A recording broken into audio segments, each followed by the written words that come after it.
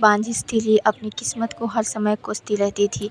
एक दिन गुरु मच्छिंद्रनाथ उनके द्वार पर भिक्षा मांगने आए। स्त्री को परेशान देखकर गुरु मच्छिंद्रनाथ ने उससे प्रश्न किया कि क्या समस्या है, ऐसी उदास क्यों हो।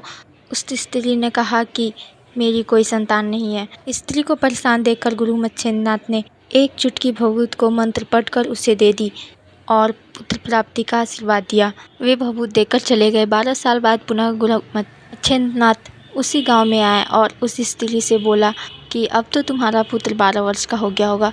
वास्तव में वही स्त्री गुरु मच्छिंद्रनाथ की सिद्धियों से अनजान थी। उसने उस भभूत को खाने के बजाय गोबर में फेंक दिया था।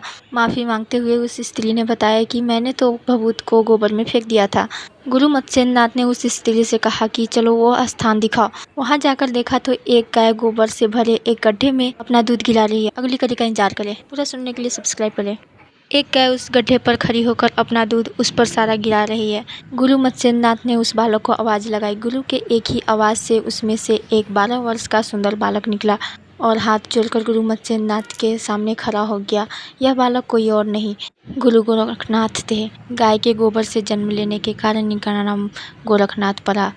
आज हम जितने भी योगा, प्राणायाम, कुंडलिनी जागृत, योग साधना आदि की बात करते हैं, ये सभी गुरु गोरखनाथ के दिए हुए हैं।